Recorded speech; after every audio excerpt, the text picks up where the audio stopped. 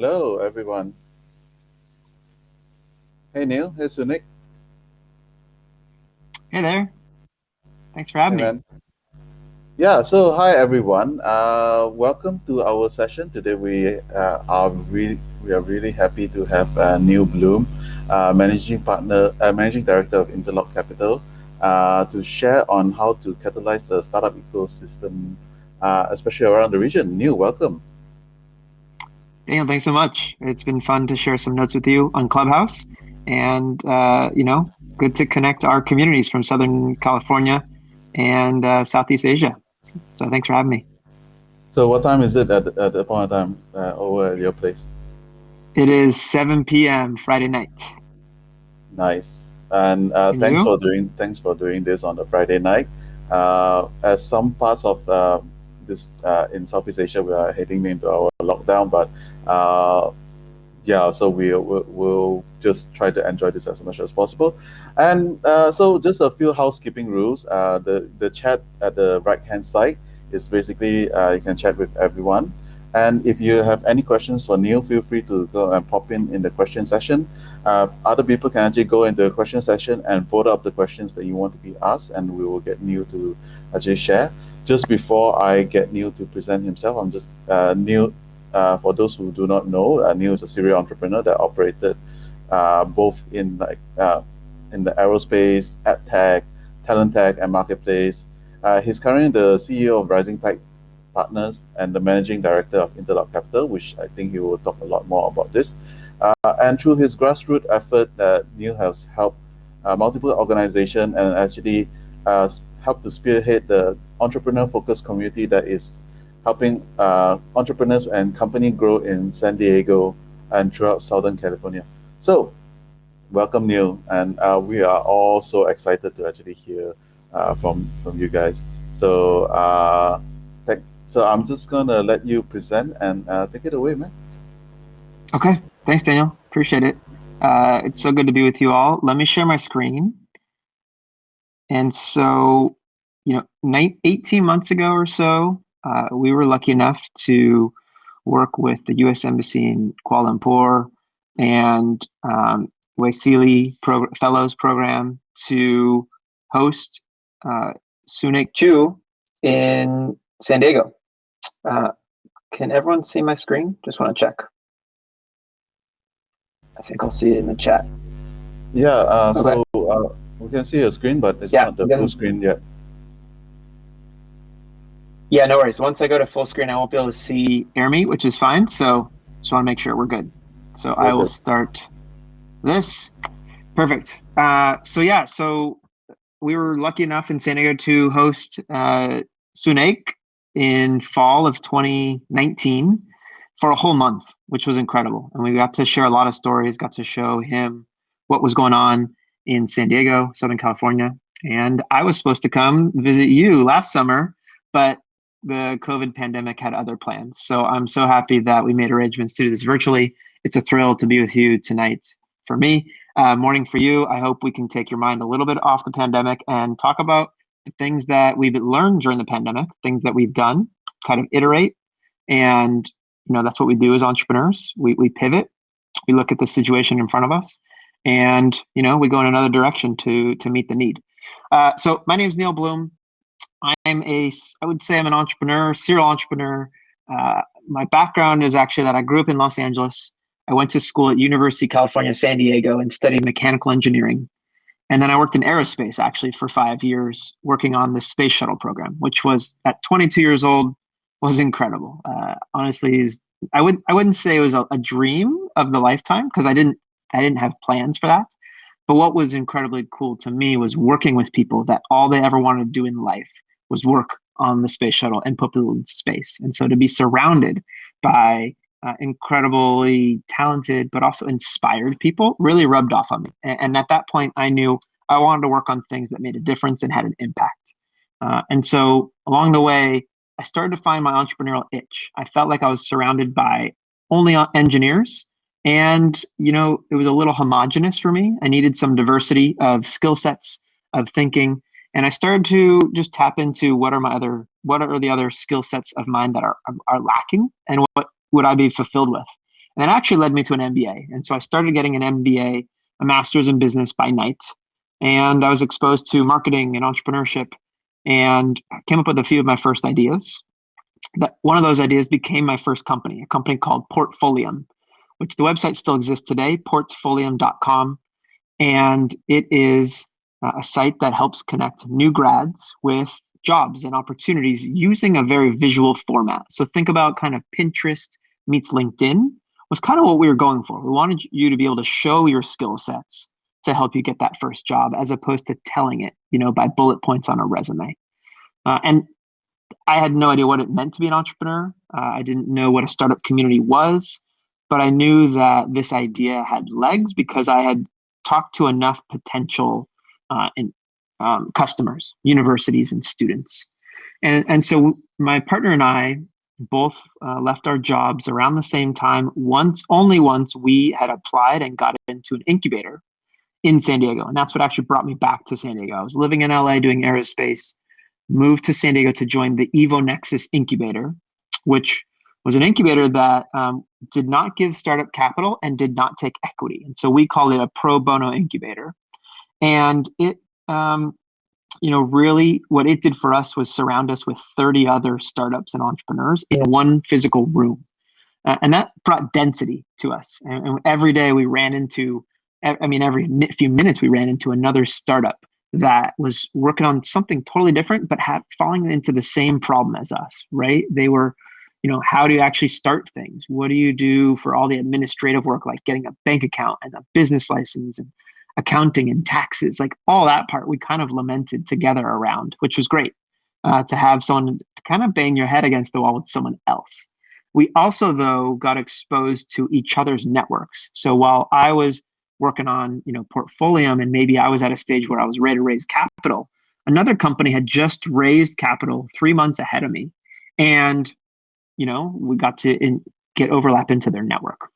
So let me stop there and actually speak to a little bit, a few lingo things, language items about startups and small businesses, because that's going to be important throughout this talk. In general, most businesses have started as a small business, right? And most businesses stay that way, stay as small businesses too. When we're going to talk about startups tonight, we're going to talk about businesses that may have started small, but have aspirations and potential to grow very big. And to do this, or even why they would want to do this, is because they're solving something that is big in nature and an impact. Maybe it's curing cancer or changing the way that we, get to work, mobility, or maybe even the way that we communicate, virtually. These are big tasks that you wouldn't open up a storefront and just say, I'm going to invent Uber and it's just going to be on the corner store, right? We're talking big change, big impact. And so that's the lexicon we're going to use for startups tonight. We're talking about companies that start as an idea, go to a 2-3 person team, and end up changing the world with billions of dollars of revenue, maybe hundreds, if not thousands of employees. And so along the way, there are a number of things and resources and community leaders that help that company get to where it takes, because it really takes a village for each of those companies. So just want to make sure that we're on the same page there. Also, Daniel, I'm just going to give you a shout out that because I can't see the AirMeet screen, feel free to hop up and join at any time, interrupt me, read questions from the chat, since I am a little blind here. All right. So along the way of Portfolium, I really got exposed to the startup San Diego community. This was a group of entrepreneurs who had said, it's not enough that we only build our own community. We also want to build the community around us that makes it easier for all entrepreneurs to start and for employees to join in as well. And that became a nonprofit. And I'm going to dive into a lot about Startup San Diego, about some of the ideas that we learned in creating a nonprofit and in our awareness of what was going on around us in the community too. I eventually sold Portfolium, and I started a tech blog called Brewed Tech with a podcast. And I'm going to talk a little bit about that as well. That turned into really a company called Rising Tide Partners that I'm running today. So Brewed Tech's really a blog. It's not necessarily a company. Rising Tide Partners is my communications company that runs tech blogs and tech communities. And once I got lucky enough to be able to write angel investments and write checks, I started Interlock Capital, and that was only 11 months ago. So I'm going to take you through, those are the areas that I'm going to focus on, is creating a nonprofit for startup awareness and startup community, that puts on events, the tech blog to really focus on communication and make sure everyone's on the same page about what's going on around us, and then investment. This is really a focus of local capital investing in local companies. So we'll dive into this. A few things about our community. San Diego is actually a very entrepreneurial city. 1 in 200 people started a business in 2017. It is actually 4th in the United States. So already it's a community that wants to start businesses and do. But 97% of our businesses are small in nature and will stay small. These could be retail shops. It could be a sole, attorney or lawyer who just, starts their own practice. So in nature is a wide range of entrepreneurs, but it is, at least we have a population that has a propensity to want to start, which is a good turning point for us. The other piece, though, that is really interesting, and you're going to see why I cover this, is that in the United States, VC and venture capital investment dollars still, it's a really small chunk to women and a really small chunk to diverse founders. And you're going to hear from me how we've looked at this and tried to be forward thinking in how we measure this and how we address it. So I just want to make sure these numbers are up front for you. Okay, so what does a community need? A community, I see 2 different pillars of community needs. And I get inspiration from this from Brad Feld's book called Startup Communities, one of my favorite books. And he put out a brand new version of this book 1 year ago. And he put out a volume 2 also called The Startup Community Way. And so I highly, highly recommend Brad Feld's book. In fact, I read it yearly.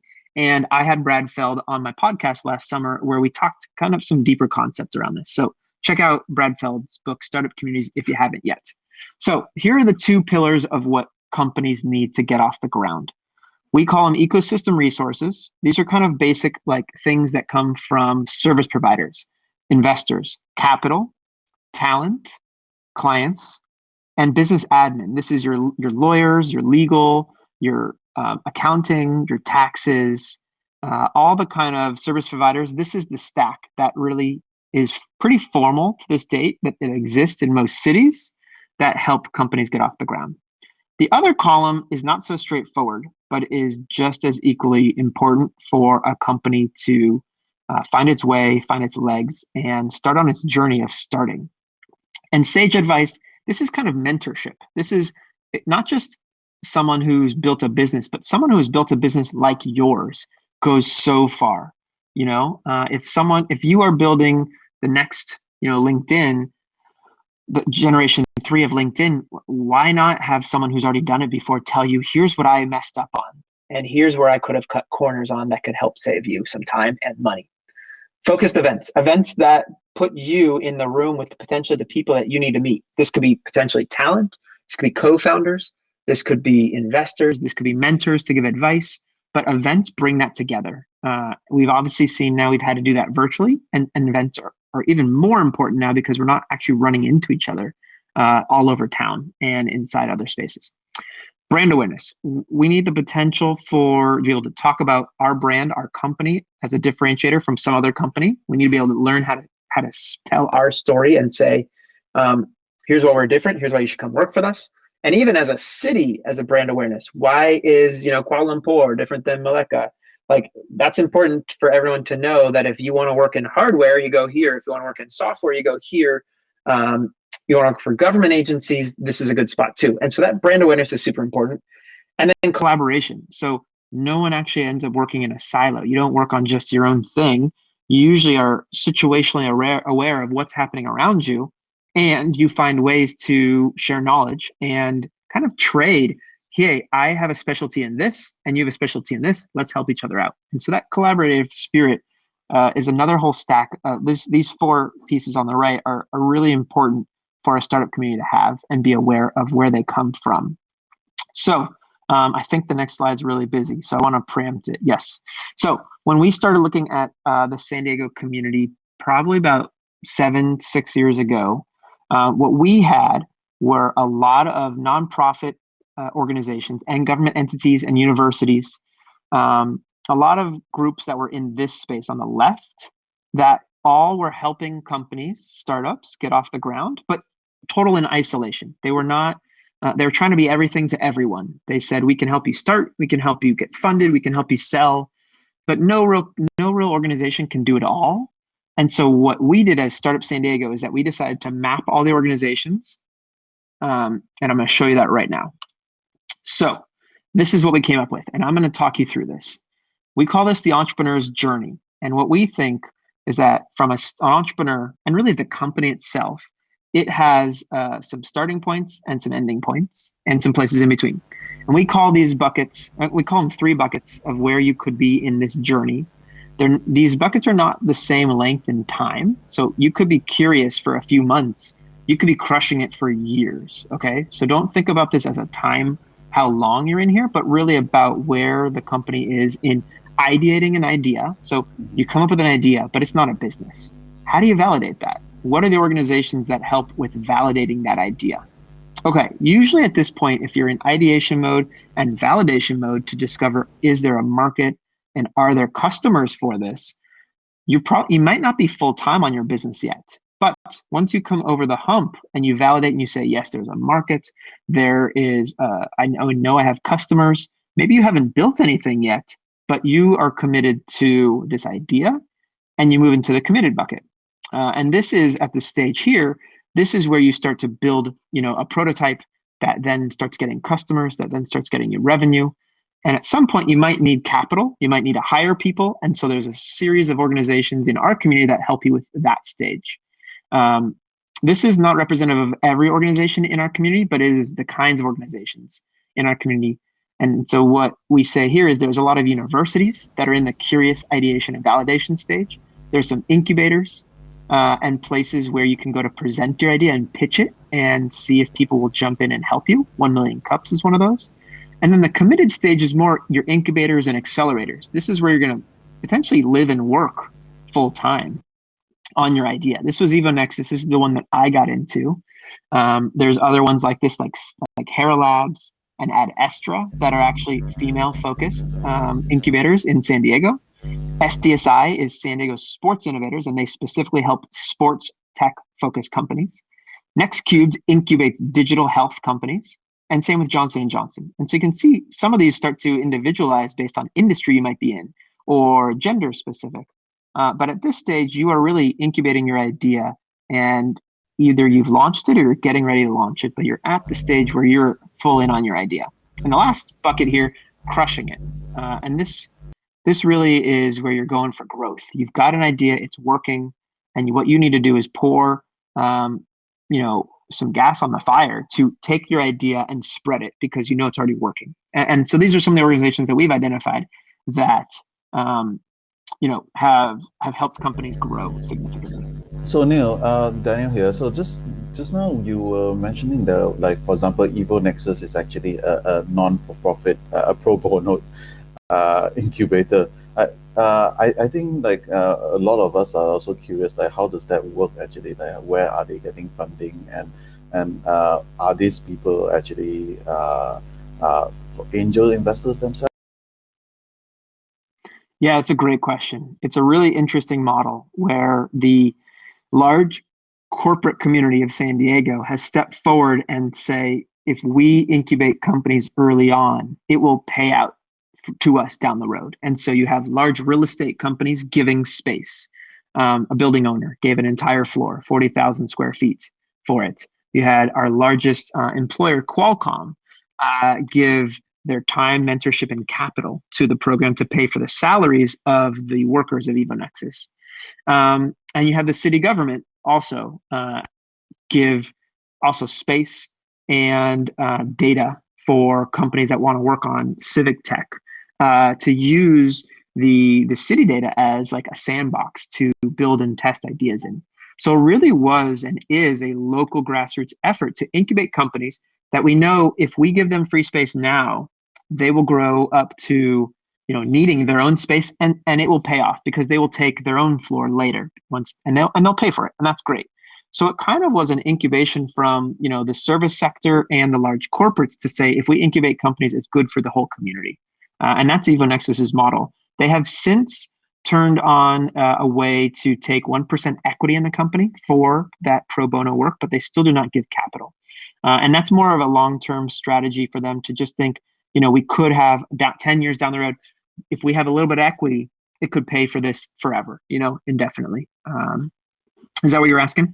Yeah, that's really amazing. And just also to welcome our other audience that have just popped in. If you have any question for Neal, feel free to ask in the question segment on the right hand side, and I will actually relate to Neal. So Neal. Okay, great. Thank you for that. So when Startup San Diego, when we mapped these organizations, we realized, one, all these companies can't help every company at every second of the day, right? If you're in this middle bucket, you really should be focused on these companies and then let them go to these organizations. And so what we decided to do was convene all these organizations together around the table physically. We called it the Startup Coalition. And that was the first real time where all these organizations learned what each other did for real, as opposed to what we said we did on our marketing websites. And we built collaboration, but we also joined each other's boards so that we really could see how and what we operate. How do we operate? Can we help? Can we fill in gaps? And that's when the San Diego ecosystem really started to flourish. I would say this was about 3 years ago. And that's really where we got some legs underneath us to share and help companies. Because otherwise, companies, they would spend their time going to every organization here and saying, can you help me? Can you help me? Can you help me? And, an organization way down here, like this is JMI Equity, they write $30 to $50 million checks. They have no business talking to a company who's still in ideation mode, but yet you didn't know where to go as an early stage founder. And, you say, well, I guess I should meet everyone in the community. And you'd spend all your time meeting all these people as opposed to just meeting the people that can get you over to the next step. So that's one important piece that we got once we laid this out on paper. The other piece that I'm going to advance to is that we really understood that what's super important, that as an entrepreneur goes along their journey here, we cannot wait as a community for that entrepreneur to go through this whole thing and then have like an exit or something great happen and then decide I'm going to give back at that point. Because this could have taken 10 years to go through this whole thing. What we needed to do was inspire and find ways that entrepreneurs, that as soon as they move forward one step, they need to turn around behind them and look back behind them and help someone behind them too. And so we really put this mentality back where if you've gotten into EvoNexus, you go and help the companies that didn't get in and say, here's what I did. Here's what my application looked like. Here's what my company looked like at the time. Let me help you get into EvoNexus next. The same thing if you've gotten investment, say, from TechGoes Angels. You should be able to introduce companies to TechGoes Angels that you think may be ready soon. So that's what we talk about with mentorship, intros, resources. It is incumbent that we make sure that as the entrepreneurs get help from the community, they give back to the community, at every stage as well too. So that's a big piece of the feedback loop that we have now put into this cycle. So let me dive a little bit deeper into Startup San Diego, unless Daniel, you've got another question. Okay, so Startup San Diego, I'm going to give you really what happened to us during the 2020 pandemic. Startup San Diego is what it's really known for are our events. We put on events called San Diego Startup Week, which we put on 7 before 2020. They were just a week long. In 2020, we went to a whole month virtually. We also put on this virtual event called the Startup Series. And this was all about how do you get into the mindset of an entrepreneur? If you think you have an idea, you may have a great idea that is ready to go. You may have some customers lined up, but mentally, are you prepared? And so we put on a 5-part series that talked about mental health. It talked about, how do you look at your skill sets versus your co-founders, and are they opposing? Or do you fill in each other's gaps, or are you two of the same person and maybe you got a lot of gaps between that? So, that was a series that's now live on our website. You actually go to startupsd.org There'll be links throughout this, and I'm sure we'll make this deck available. And you can watch those. So that was one thing that was big for us actually during the virtual site, was being able to record all of our events and now make that a resource for our community. We also turned our monthly networking events, First Mondays, into a virtual networking event, which was all about, connecting. You just show up and you get randomly matched to someone every 5 minutes. Pretty standard event for us now. But actually, when you'd show up in person, you'd be in a giant room, and it would still be on you to go up to random people. With this tool that we started using, it automatically moved you to someone new every 5 minutes. It forced you to meet someone new, which was great. Third Mondays was similar to First Mondays, but it was all about talent who wants to work at startups. And so what we did was, we'd do resume reviews. We'd have recruiters there who would give you advice on your LinkedIn or your other places where you've got your resume, to then match you with startup entrepreneurs and executives to see if you're ready to work at a startup. And then lastly, like I mentioned, this startup coalition, we focused on convening as many of the organizations in our community on a quarterly basis to share notes, to really see each other sometimes, and then start working on some initiatives together. One other thing we did that was really like measure our community. And so in 2020, we took some time to say, what is our community made up of? And, we've got our social reach, we've got our email reach, we've got a Slack community that's open, that's probably over 3,000 now. And the biggest thing for us was also measuring gender, diversity, accessibility. And there's some other factors we look at. We look at, are you a veteran from the military? Because San Diego is a strong military town. We also look at what's our collaboration across the border. San Diego sits right on the border of Mexico. And we actually have a really strong engagement with the Tijuana entrepreneurial and startup community. And so we started measuring that as well too. Who comes across the border comes to our events. And then because of that, we actually started throwing some of our events in Mexico too, so that we could bring our events to where the population was. And we started moving our events around. And 2020 obviously changed that on us. So yeah, that was kind of where we started in 2020 and what we started to change into. The big thing that we did was that we decided to write a report on what did we do at the end of the year. And so I know this is a little busy, and so I will make sure you go to this website if you're interested. We wrote our first ever impact report. What did 2020 do to us? And the biggest thing was actually figuring out how to measure this. Now, there's two reasons why we did this. One, we wanted to be able to tell a story to potential funders and donors that, hey, we actually do stuff. We make an impact. The other, we got government funding from the Economic Development Department that said that to continue getting our funding, we need to show that we have helped create 100 businesses. And that was hard for us to figure out, because if you meet someone at an event and then you don't see them for another year, it's hard to keep track of them.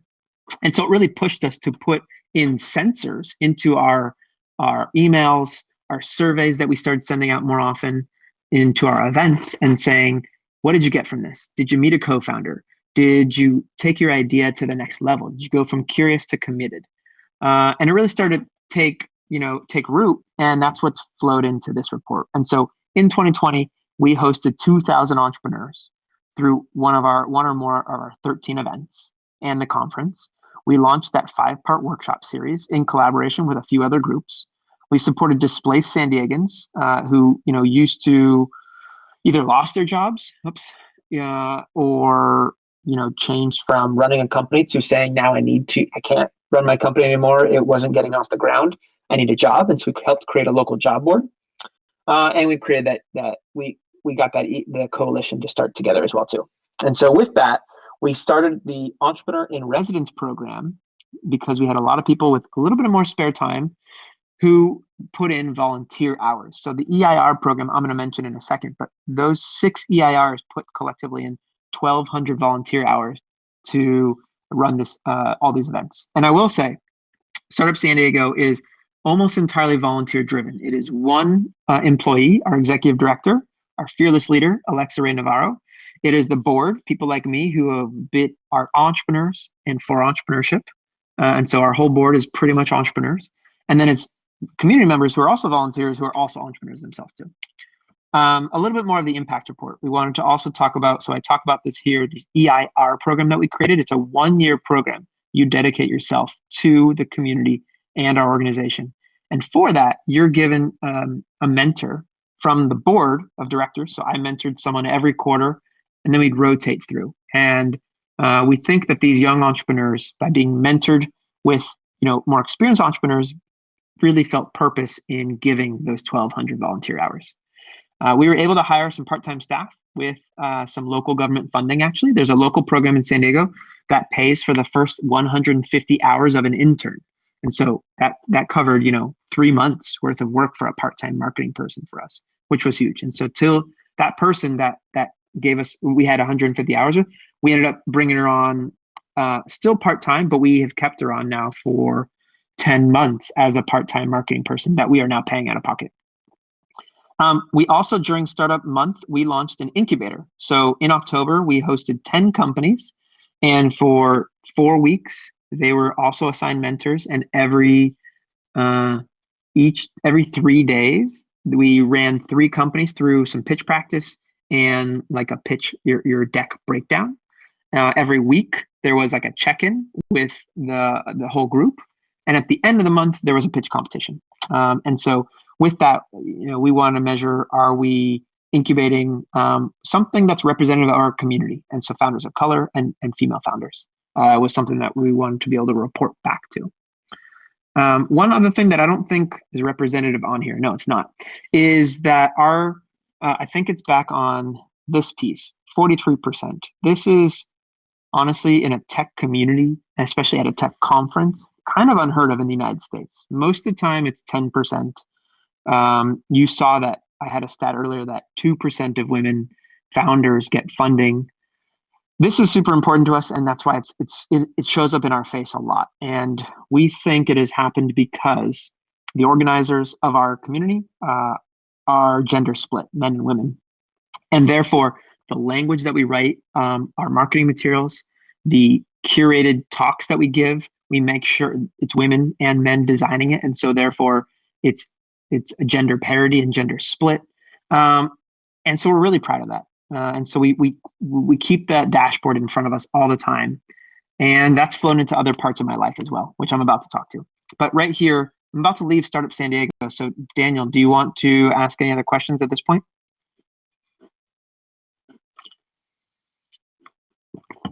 Okay, if not, we can keep going. So Startup San Diego is an area that I have focused on. It is a community-based, inspiring entrepreneurship. But when I also look through the lens of, is our community getting on the map of the rest of the world? I saw that lacking. I felt that the brand awareness wasn't there. San Diego has one of the largest biotech communities in the world, yet still under the radar compared to most cities in America. And so I decided on my own to build kind of what I call evangelism as a service. What this means is broadcasting all of the things that happen in San Diego, from events, jobs, who gets funded, and what companies are moving to town. And so that was what I decided to build Fresh Brewed Tech from. This is a tech blog that has a podcast.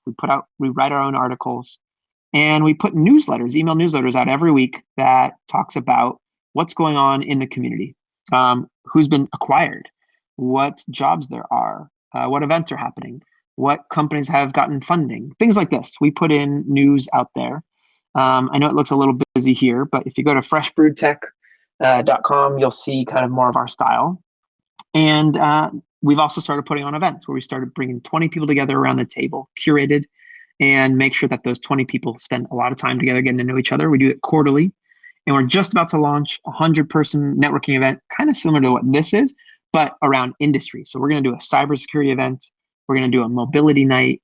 That's one grouping. And then we're also going to do skill set based learning. So we're going to have marketing night, sales night, tech night, where we bring together experts in their field, but it could be any industry. So that's what Fresh Brewed Tech is. I'm happy to talk more in detail about that if you have questions. This has turned into kind of a whole business for me because city governments have asked me to kind of white label this and do this for their city. And so say a city of Carlsbad, it's a city in our community. They've said what you're doing is you're promoting businesses in a specific region. You're writing about them, you're connecting them, and then you're broadcasting it. Can you do that for our city? And so I've built now Rising Tide Partners into kind of a communications company that broadcasts awareness about businesses in that city. That's as much as I'm going to go into about Fresh Brewed Tech, because I know time-wise, I know you're all giving a lot of your time. So I want to be mindful of that and get to questions too. The last piece that I've been working on over the last year is HyperLocal Capital. So a lot of our companies, they start building an idea, they start validating that idea, and they need to hire people potentially, right? They can't take all of their ideas, and that one person or two people can't totally get it off the ground, especially if it's one of these startup ideas that is going to hit a home run, or what we call a grand slam, where it's going to grow so big that it needs a whole village to run it. And so that's where outside capital usually comes from. And interestingly enough, San Diego doesn't have a lot of local capital. A lot of our companies get funded from venture capitalists or even angel investors who are not in San Diego. They're in San Francisco, LA, New York.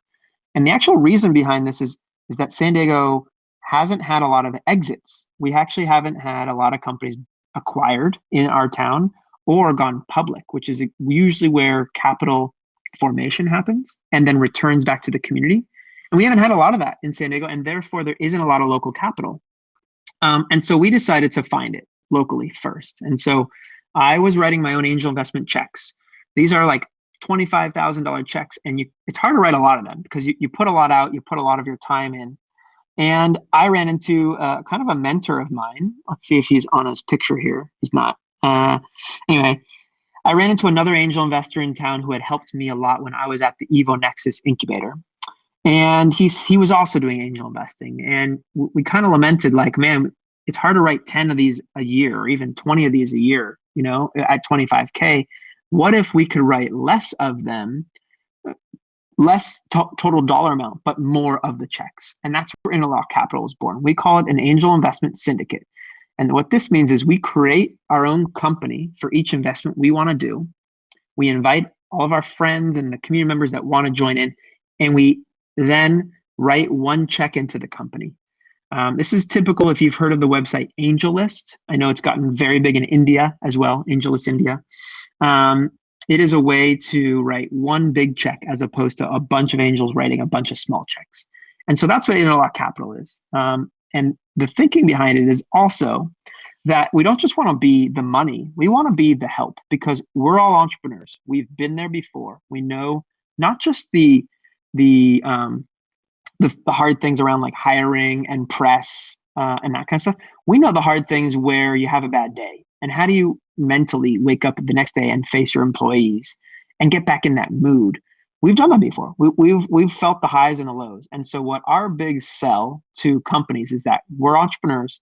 We have maybe even been in your industry too. And so we understand even like the complexities of your industry. And we can fund you as well. And so we're allowing people to write as little as $1,000 checks into our one big check. And so, let me show you some stats around this. Or actually, first, I'll show you a few of our companies. Our goal is to find, evaluate, fund, and support the best companies through our venture partner network. And so the venture partners now, where there's 200 of us who have written at least one check into some of these companies. And this is a good diverse grouping to show you. Cast is a company that is a watch party app. So if we all wanted to watch TV together or play games together, you can do it on Cast. So pretty much a pure tech play. Verity is a sustainable products company. So they want to eliminate plastics from your bathroom, from your deodorant, your shampoo bottles, your toothpaste, and your skincare, your makeup. They're doing all actually metal, where you get refillables and you send them back. And so that's a hardware play for us. And in the middle, we got Impossible Foods, which is a super late stage company. Maybe you've heard of them. They're kind of like Beyond Meat. And they are making protein-based or plant-based protein. And so we just invested in them. So not an early stage company. So this kind of shows the diversity of what we're able to do when a bunch of angel investors combine to write one large check. Let me show you some more stats around this. So we've only been around 11 months. We wrote our first check late June, early July. We've now written 12 checks for a combined $2.7 million in funding we've put into companies. We're averaging about $160,000 per investment. And it's taking us a little less than a month to make each investment, obviously, so we're kind of going through this kind of quick. The smallest investment we made was $80,000, and the largest was Impossible Foods at $930,000. So we're kind of in between here. We tend to be averaging between 100 to 200K is where we feel good about investing. But that's not enough to just say, here's the deals. We think it's super important to hold ourselves accountable to invest in the kinds of people and be the kind of investors that our community relates. And so we've started our own dashboard. If you go to interlock.capital/transparency, we've started to measure ourselves on some of the things that we hope to be better at. So we're over 55% of our companies have female leadership. We have not started surveying ethnicity yet, and other things like religion, maybe. We haven't really figured out those parameters, but we know we want to, and so that's why we've held a spot on our website for that. The same with who are writing the checks, our venture partners, our investors. So 203 of us, 14% are women. That's not good enough. But we need to get to 55% gender parity there. We want to be reflective of the community that we want to be living in and investing in, and we should be that as well too. So we put that in there, and it flashes us in the face to say we can do better. And the same with ethnicity as well too. So we hope to measure this and show this to the world and say, hey, here's how we're doing. If you have ideas how we can do better, we're all ears as well too. I think that's the last. Yep, that's my last slide. I know I went through a lot of stuff quick, so I am absolutely willing to dive back into anything here. But hopefully there are some snippets here that that you can take back to think, here's what I could take back to my community, or to my company, or to an investment initiative as well too. So happy to take some questions here. Let me get out of full screen mode, but also I want to make sure that you've got some resources here. So if you want to take a screenshot or anything, we'll make this deck available, but here's how you can get a hold of me. I'm happy to give you my email address. I can't promise I'm very good at responding, to be honest. I get a lot of email, so it's not my favorite way to get a hold of me. If you do find startupsd.org/Slack, actually, I'm really responsive on Slack. So if you really do want to ask me a question there, totally fine. Follow me on Twitter and LinkedIn. Those are the two platforms that I'm the most active on. And feel free to check out the 3 sites where I put a lot of my time into: startupsd.org, freshbrewtech.com, and interlock.capital. So that's how you can get a hold of me. I will get off this window, but keep it open here so that you can see this, if that helps.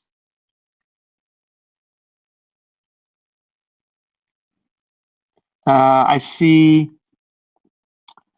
What's the Slack again? Let me write it for you, Aziz, in here.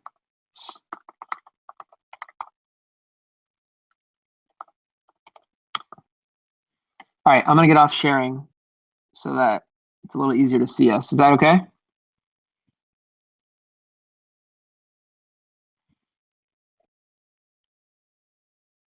Oh, Daniel, hold on. I can't hear you right now.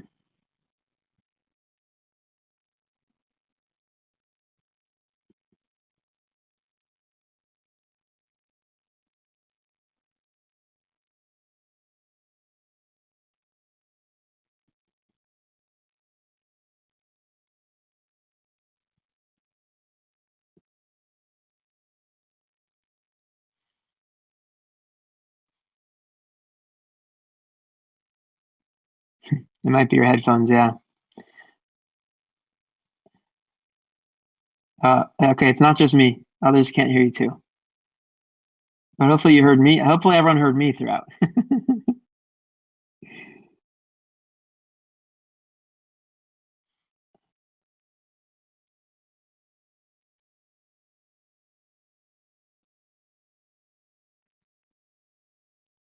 Well, feel free, while we get Daniel back on, feel free to ask more questions in the chat. I'm able to look and see them now. And I'm happy to, I'm scrolling back up through the chat now to see if I'm missing anything there. I am seeing one from Arvind. How important is it or not for local ecosystem builders to connect and partner with other ecosystem builders globally? I think that's actually really important. What I think is big is sharing notes, what's working and what's not. It's really easy to, kind of put your head down and say, I'm just focused on my city. Here's what's working for me. But you would never know that maybe just one city over, one state over, one country over, they're having similar problems and they've attacked it in a very different way. And so I think it's really important for ecosystem builders to get together and share notes, right? Talk about, hey, I think Daniel's back. Yep, I'm back. There he is. I'm going Yep. to finish that thought real quick. Yep. So ecosystem builders sharing notes, let's say you're both putting on like a startup week, how do you go about finding your funding, right? Some may say we've been able to write grants. Others say we've been able to get corporate sponsors to write funding for us. And sharing notes of how you do that, even sharing your pitch deck. I've done that many times. I've shared my fundraising pitch deck with another startup week, say in Seattle or Texas. So I think it's really important to find communities where ecosystem builders share those notes. And I can share a few of those. There might be some communities. Clubhouse is actually a great place to find other ecosystem builders lately, I'm finding. And then Brad Feld's book that I mentioned, Startup Communities, he's started an online community that I will look for while we're talking here and drop in the notes as well to find other ecosystem builders throughout the world.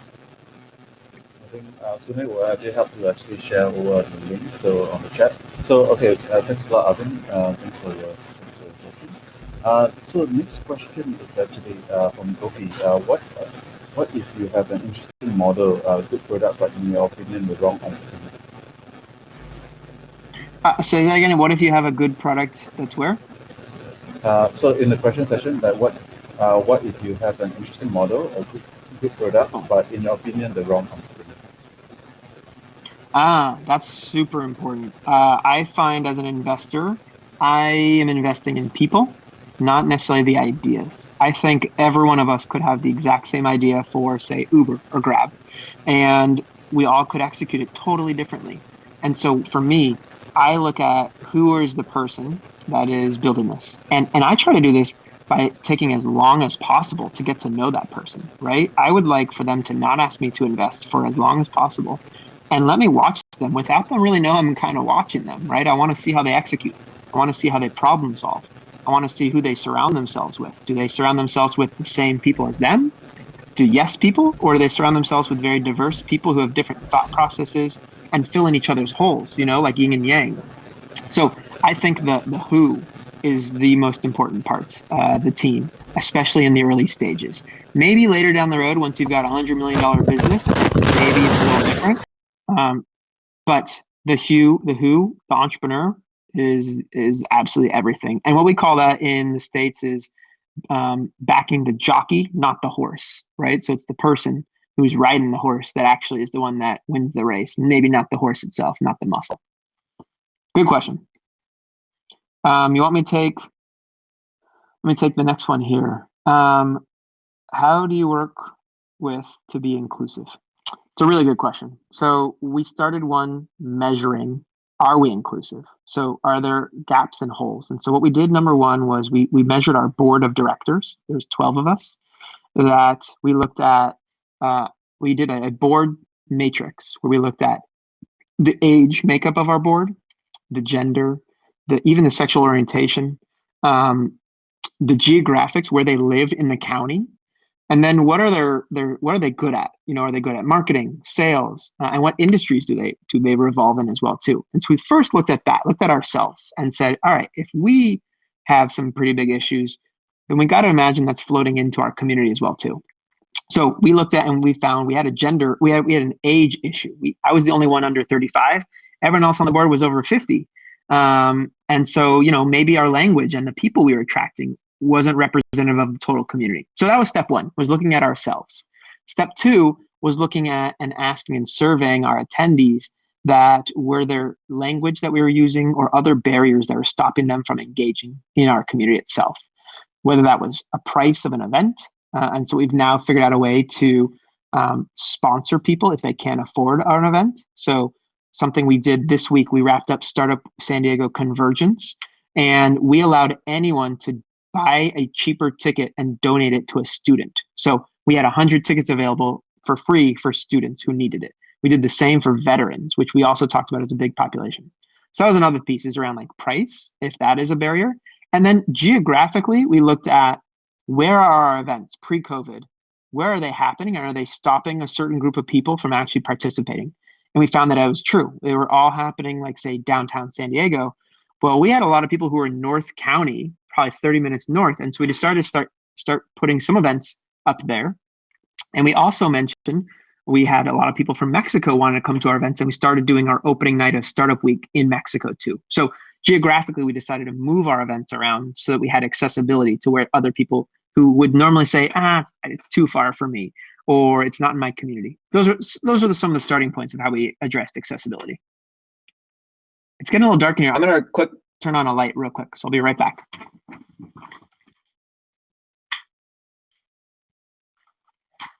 Okay. I can't hear you, Daniel. What is the unique selling point for San Diego?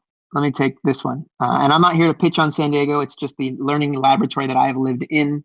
But San Diego is unique in that it's got a very strong biotech community. This is a community that has matured, had growth of billion-dollar exits multiple times over 40 years.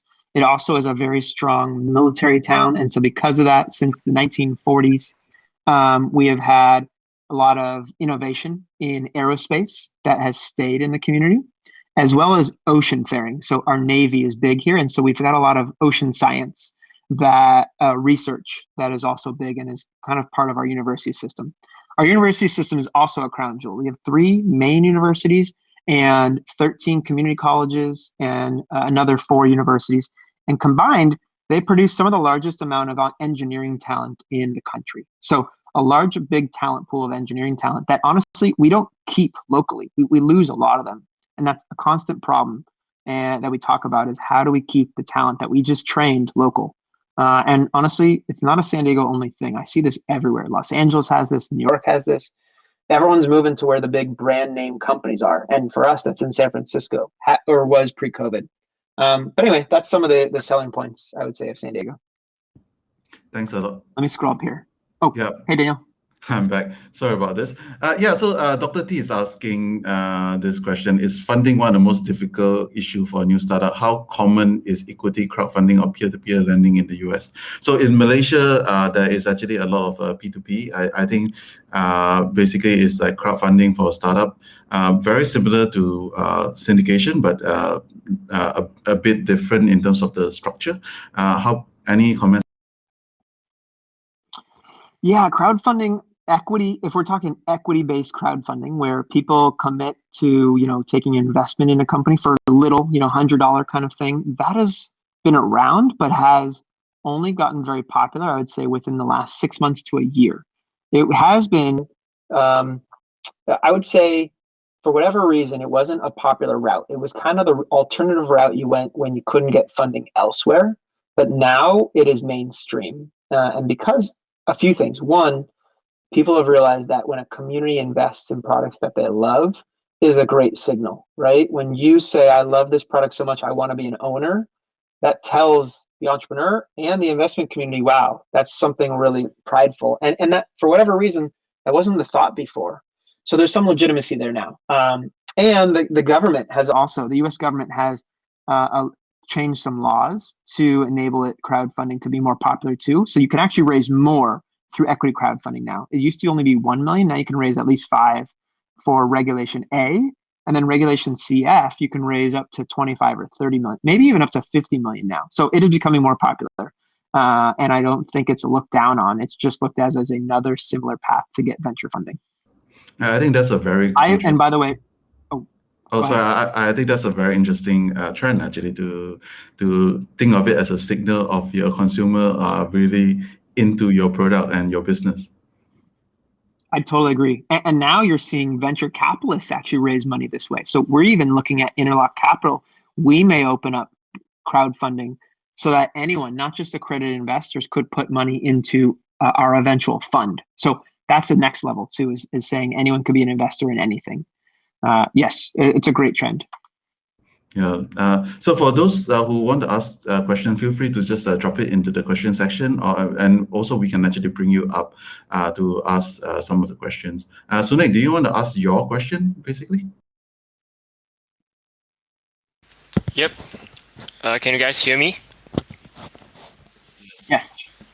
Yeah, so my very next question, I think a lot of the cities or different countries having a very similar issue. For example, like every country like Malaysia, Singapore, Indonesia, they are fighting to be a regional hub for tech or startups. So how can we actually come together and play nice, coexist together and thrive together instead of like competing? And I believe that there should be a better way other than seeing it as a zero-sum game. Yeah, what's your thought on that, Neal? Yeah, so I think every city is unique and differentiated for its industries that it's in, for its talent pool, and should lean into that. And no city should be everything to everyone. You know, even our largest cities like San Francisco is not going to claim does the financial stuff that New York does, and so they're just not going to compete. So if the biggest cities in our country can't compete in that regard, little cities shouldn't either.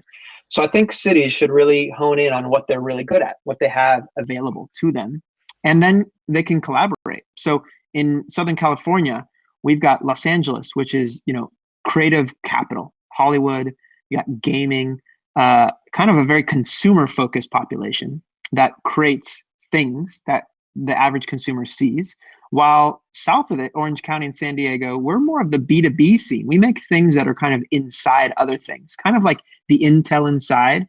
We do the telecom, we do the devices at your hospital. They're not sexy, but they're just as much needed, right? And so if you as a person want to work on things that are like brand name known, you go to LA. If you want to work on the things that, you know, maybe are kind of behind the scenes, you venture south a little bit. And I think those cities have learned to say, here's what we're good at, and here's the kinds of people that we want to live in those kinds of cities. And so that awareness of itself as a city really helps them collaborate, and the flow of talent, I think, goes appropriately. So we have a question from Lim Wei Shen, who's a student. How will you advise a student to have an interesting startup idea, but being a student unable to prepare sufficient capital to help to get more help? Great idea. Great question. Thanks. Thanks, Lim Wei Shen. So capital is not the end goal. The whole point of to get capital, it's not like your journey is not about that. Your journey is to listen and find the customer. And if you always make the customer as the place that you're chasing to get more of your customer, even if you haven't built anything yet, just getting an awareness of who my customer is, the money will come. And so I believe that the best thing students or really any potential entrepreneur can do is get curious and hungry to get advice and find feedback from their potential customer. And if you do that, they will come. The capital will come. You know, if you can tell someone that, hey, I've got 100 people on my wait list that just are saying, when you build that product that you've been telling us, I will buy it. You will find ways for capital to fund that idea. Just be hungry, but really be hungry to get real data, not, you know, a friend group saying, yeah, I like what you're working on. Like, find significant ways for someone to say, I would pay you, you know, or I even will put down, you know, I will buy a pre-order to show here's how interested I am in your idea. And so to do that is a lot of skills. You got to learn how to communicate your idea without having to build it. You have to learn how to ask questions and then stay quiet and just listen. These are a lot of skill sets that you actually can spend your time on now before you make one line of code.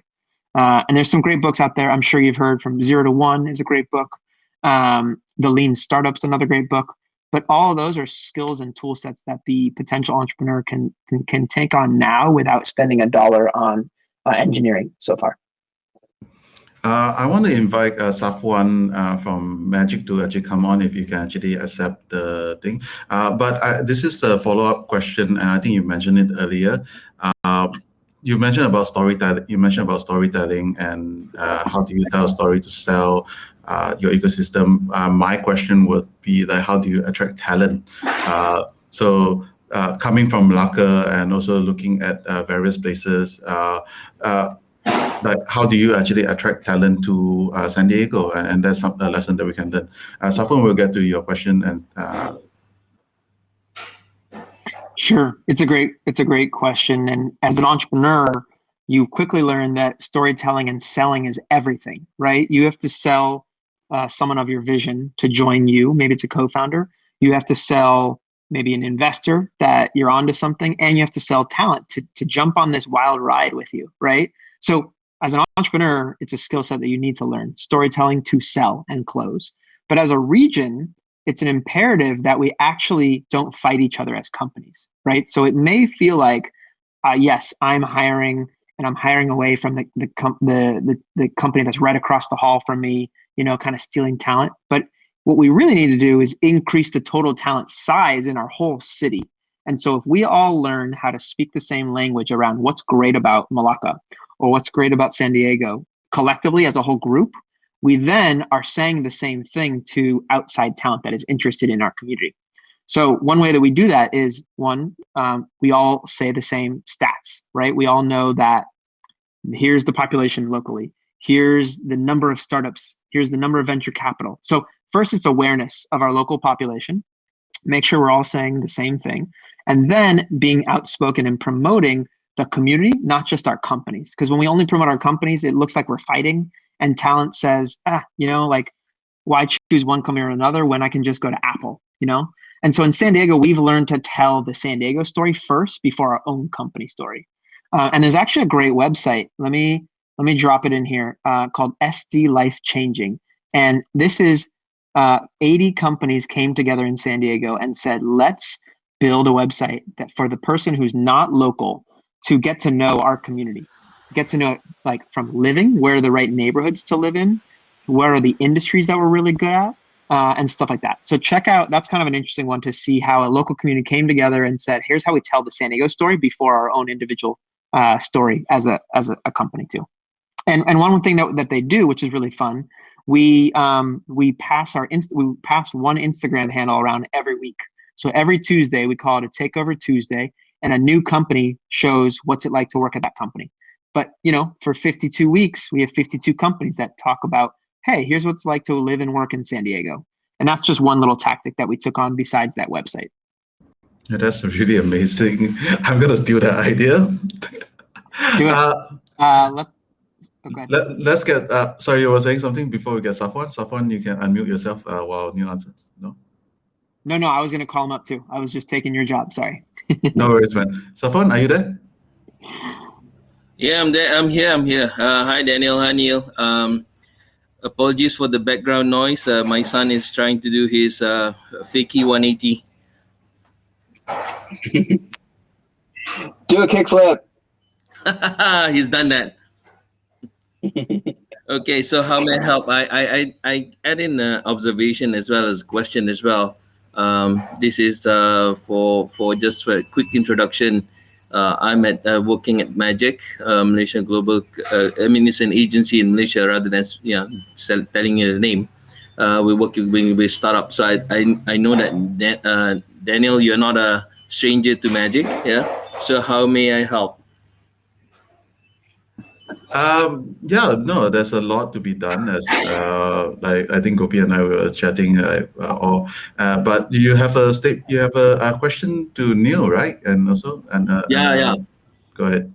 So I have an observation as well as a question, Neal. Observation that I put in both the session there is that what I find, this is my 9th month in Magic. What I find is that there's a lot of agencies and initiatives in Malaysia seems to be targeting the tech communities, offering from funding, grants, programs, platform, etc. But what I also find disturbing is that how seemingly disconnected these programs and agencies and offerings are. So the question would be, in terms of, do you see some similar happenings or challenges in San Diego, in your community, and how do you tackle that? Yeah, we did see that a lot, and we kind of see it where, say, a specific agency or organization is kind of acts like a silo, right? They feel like it's only up to them to fund and help the startups community, as opposed to an awareness that there are other agencies and organizations that want to help too. So to an entrepreneur is going to go everywhere to help get funding, right? And get any resources, right? They're not necessarily beholden to one organization, right? Whereas say Magic or say the city of San Diego thinks like, well, we're the one-stop shop. They got to come to us, right? So in Bradfeld's book, he talks a lot about how the entrepreneur needs to be at the center of the community. It's all about them, not the agencies and organizations and government universities at the center of the universe, and that flipping mentality that if everyone's in it to help the entrepreneur, really change it from fighting to collaboration. And so that's why we at Startup San Diego, we created this grassroots nonprofit that is only entrepreneurs for entrepreneurs. And we then said, we're open to working with every organization who is open to that kind of collaboration around us. And so it kind of changed the center of the universe, right? And that was big. It certainly made a few people upset, right? Who thought the magnet is them. Everyone should come to us. But truly, if we want to build a good company and good companies, we got to put the companies up on the pedestal and say what's right for them is right for us and not the other way around. So for us to do that, it took us kind of an outsider to government agencies and nonprofits to get everyone around the table and say, share your cards. What is it that you offer? What is your grant? Do you help the 1-person company? Do you help the 50-person company? Do you help them at their ideation stage or much further along? And that's when we created that map, that visual, right? The flow diagram that said, okay, you're good at this. You're good at this, And once we realized, hey, we're all actually helping, but we're helping at different stages. Let's just get on board at that. We can tell a company to go to this agency when they need this and this for this. So that. It took us a while. I mean, I would say it's been decades in the making. But it really takes probably an outsider or someone who's not beholden to one organization to convene everyone and say, let's play and let's build bridges between us and let's not replicate the same problems that we're all facing. Is that helpful the way I'm explaining it? Oh, excellent. I mean, thank you so much. I mean, I find it useful, and I'm coming from outside of Magic. I the first 100 days I mentioned to my team is that we need to start with the entrepreneurs first, and try and sift through all of these programs. And I mean, it's tough, but just for those entrepreneurs out there, tech startups that are listening in, we will try and help. Just send I don't know, I mean, maybe Daniel or maybe Sune can send them an email later, if they need any help, especially if they are from Malaysia. And also just a quick just to share that, do go to mymagic.my/campus, because that's our initiative to pull all of the tech startups, and so that you don't have to go everywhere. Thanks, Dan. Thanks a lot, man. Thanks a lot. Really appreciate. Next, we actually have Janice. Janice from Indonesia. Hey, Janice, if you can unmute yourself.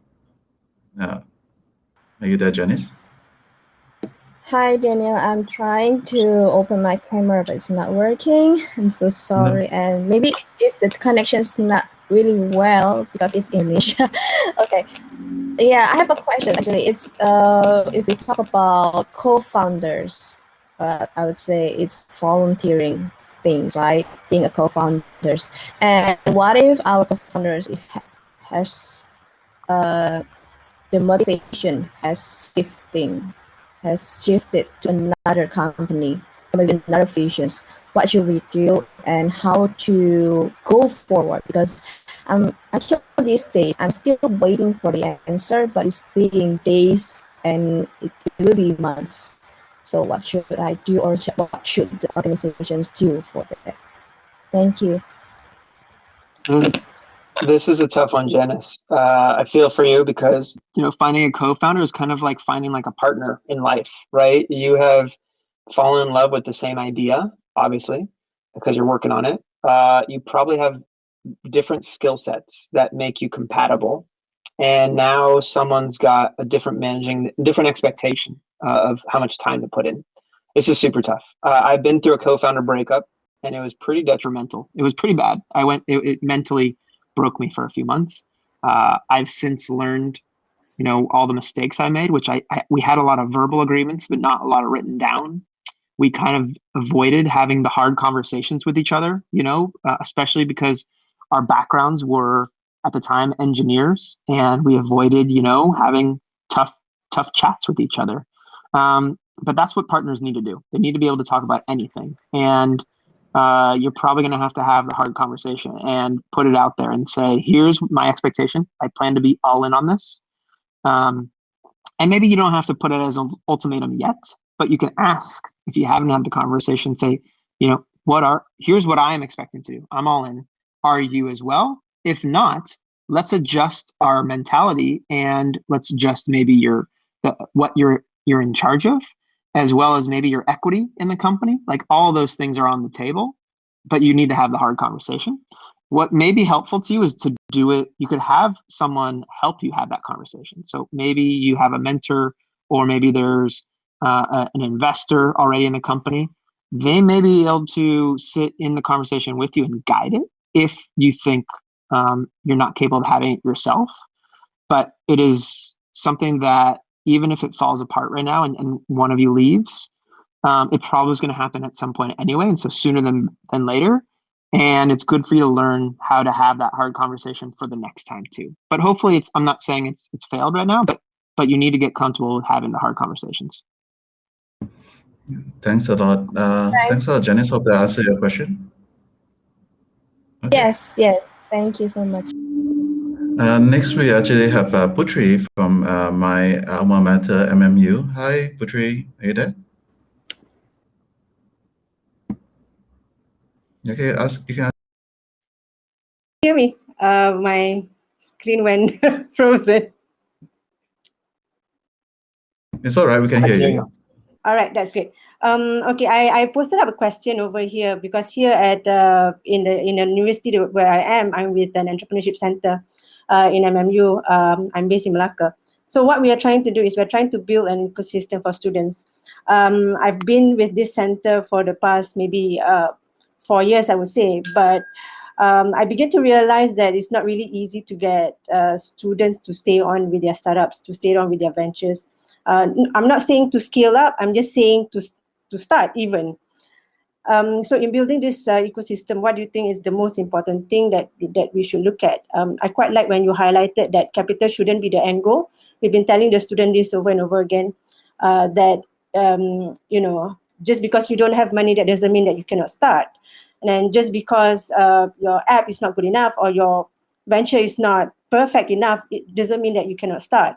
So what is the key thing that you think that we should pinpoint? Because I realized you also highlighted, sorry, I have a few points here, because I realized that you also highlighted about mental health being, and not many startup ecosystem builders have actually talked about mental health being, especially in building entrepreneurship mindset. Maybe you want to say something about that. Yeah, let me touch on this a little bit. It's a great question. It's tough, right? What's great about universities is that they do have a lot of the resources that seem appealing to make a startup hub, right? They've got physical space, they've got people, got intellectual property.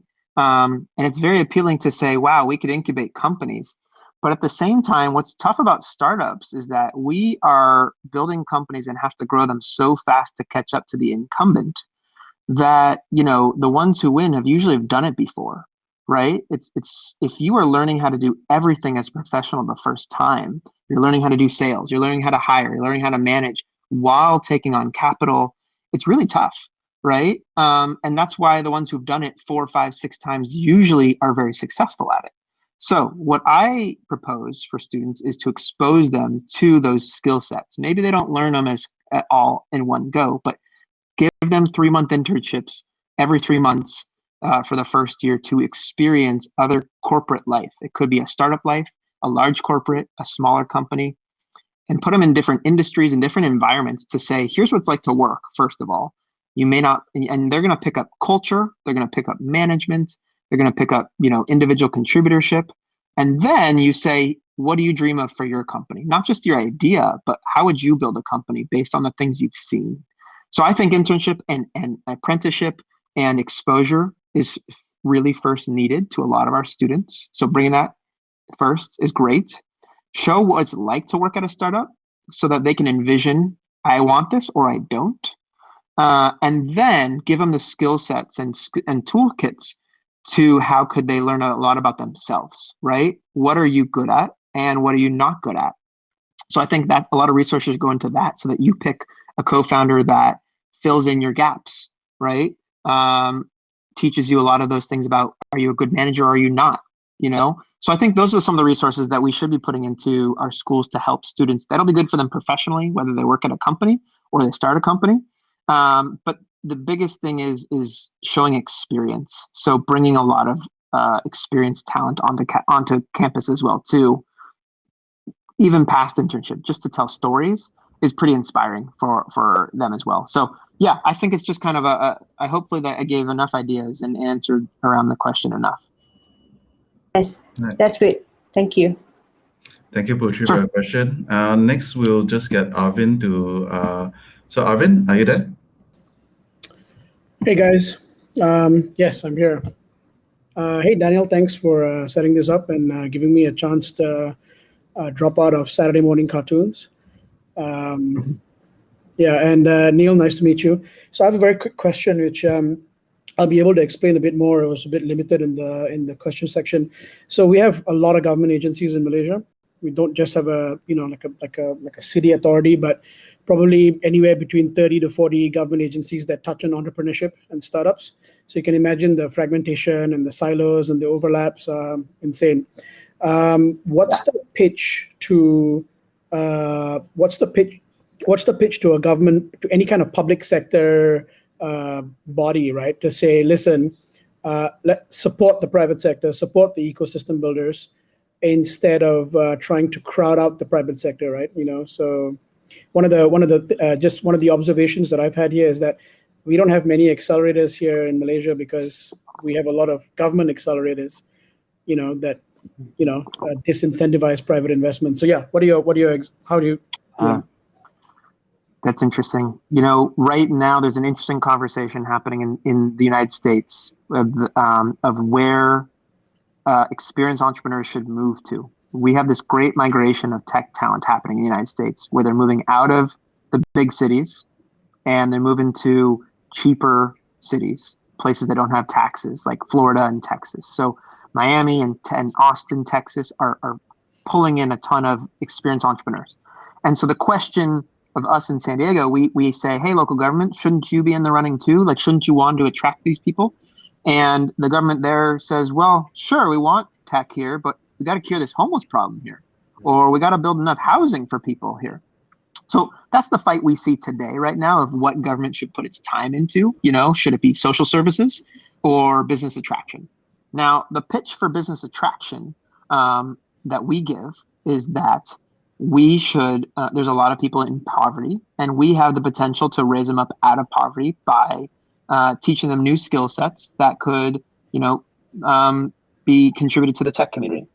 We have, at any given point in a 3 million person population county, we've got 35,000 to 50,000 open software jobs that are going unfilled, that either they're outsourcing it or hiring someone, remotely. We would love for them to hire local, and that tech job is going to pay 4 times the rate of what, poverty rate is for us. So that's one of the pitches, is that upskilling and reskilling talent should be a priority. We should take people who are working in non-tech jobs that are still stuck below poverty and give them the opportunity to apply that to technology that will change people's lives and lift them up for generations to come. So that's one way that we do it. The other is we look at where our government makes money from. And so our government locally, our city and county, the significant amount of money they actually make is from hotel taxes. So we're San Diego, we're a very much a big tourist town. Either that's business tourism from our convention center or just general, personal tourism. And so we have been able to craft narratives to say, hey, the money you're making from hotel taxes, let's put that into grants for startup accelerators, startup programs, but not just any program, put it in the less fortunate communities, places where entrepreneurship is not as high a percentage propensity as in the other centers. And so that's something that City of San Diego has done. They've created a business accelerator. It's $1 million a year program funded off of hotel taxes in, say, a high density African-American community to really promote and help a population that maybe wouldn't have thought entrepreneurship was a path for them, but now gives them that avenue. So those are just some thoughts of how we think about how local government can get involved in the community. It is still a hard sell to say, hey, you should just fund more tech jobs, when the national conversation is, yeah, but tech jobs make housing prices really high and it prices people out who are already in poverty. So I don't know. Those are some of the conversations that we tend to struggle with locally. But I think we're winning over on the talent attraction when it's local talent. Like let's lift up the talent that doesn't have opportunity and give them an opportunity by working in tech. Is that kind of what you're asking? Yeah, I mean, the talent part is a really good pitch, right? And I like how you framed it. Thanks, Neal. Yeah.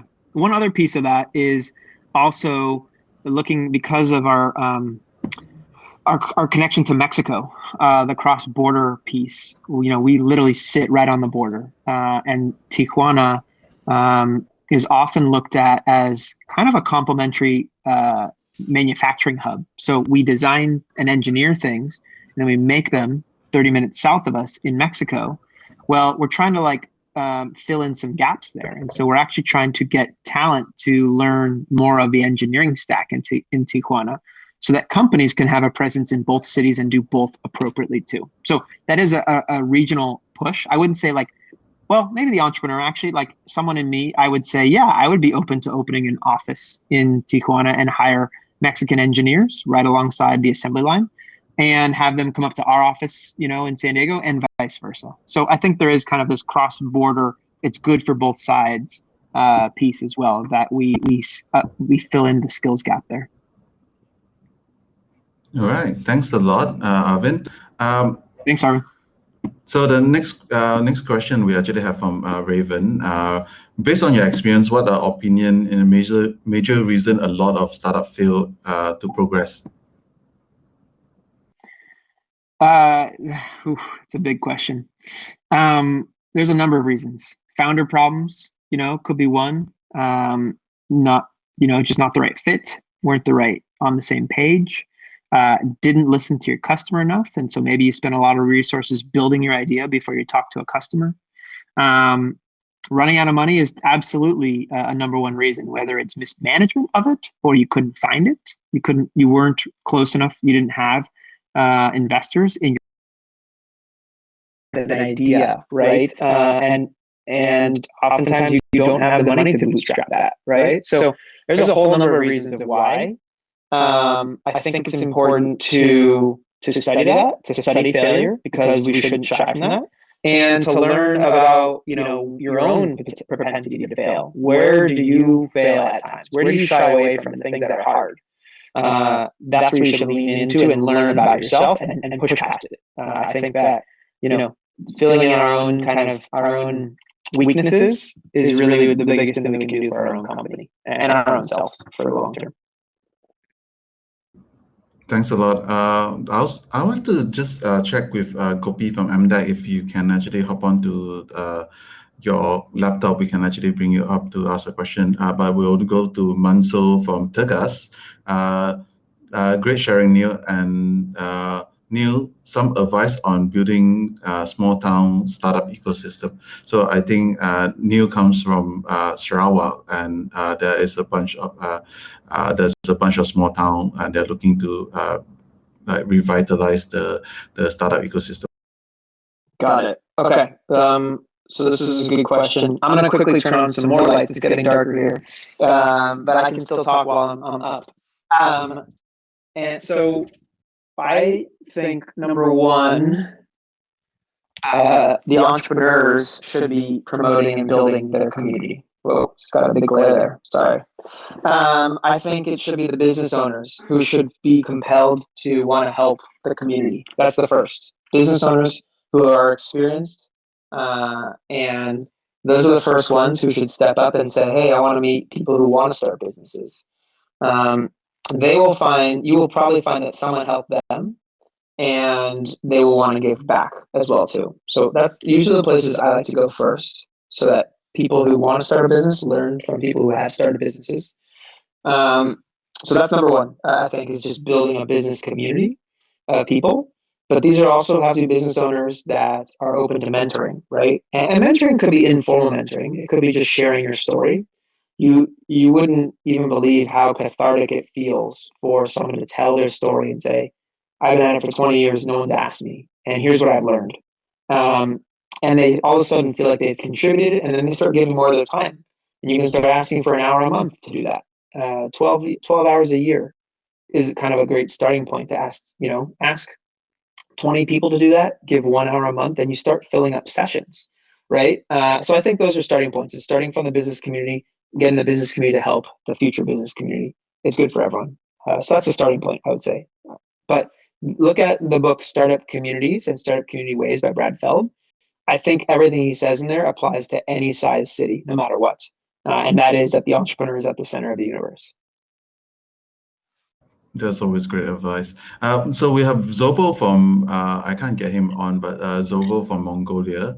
I'm interested in writing checks through Interlock. Do you have any startups that are looking into writing checks right now?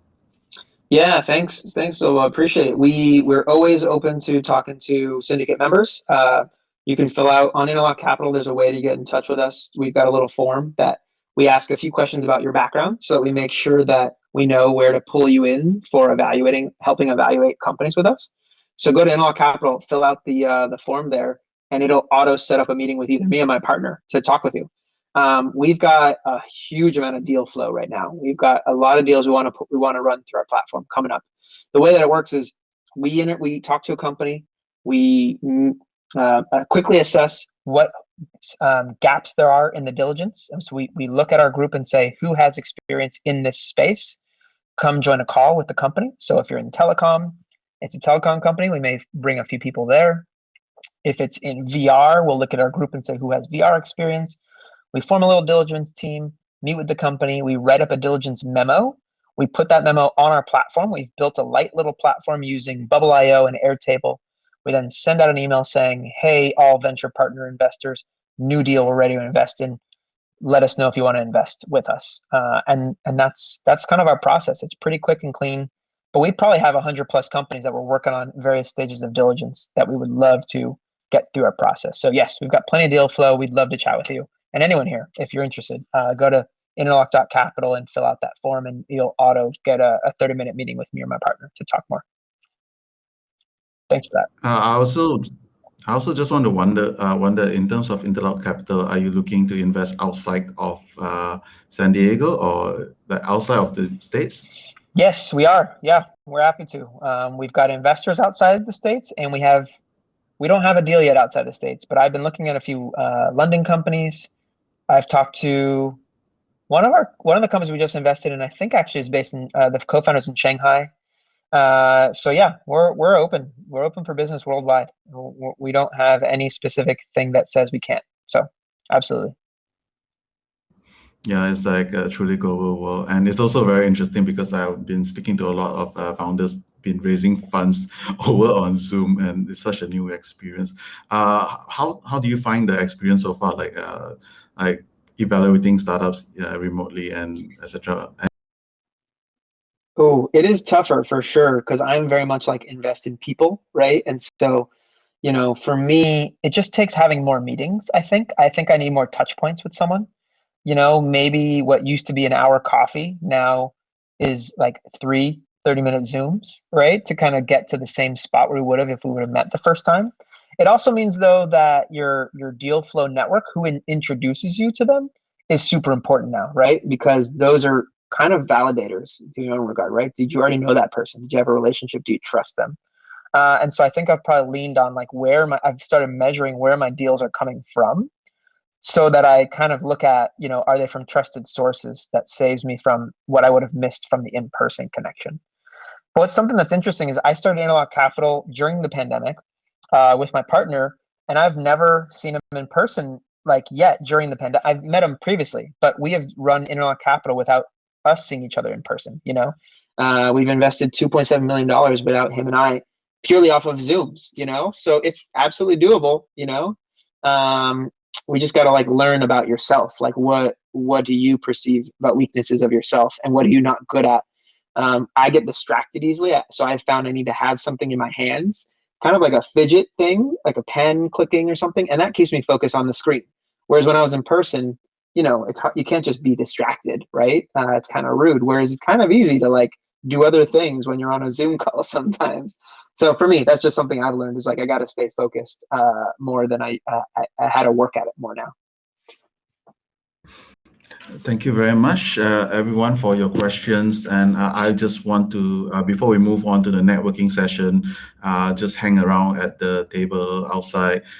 There's two things. One is like, I think Vivian from Singapore, Women in Asia, actually said that she liked the inclusion of diversity in whatever you do. So that is always very to my heart, actually, in terms of because Southeast Asia comes from such diverse culture, and working together is always a good thing. Any final advice would you give to all the ecosystem builders or everyone who wants to like catalyze their startup ecosystem in either their small town or in their city or like in their country? Ooh, it's a big one to leave you with. But my favorite quote that we heard at Startup Week 2 years ago was that you don't have to be great to start, but you do have to start to be great. And what that means is anything you've been thinking about starting, there's no reason to wait. You can start working on it. You can work on an initiative in your community now just by talking about it with someone else. Get it out of your head. Let yourself hear it out loud. Learn how to pitch and tell your own story to someone and get feedback.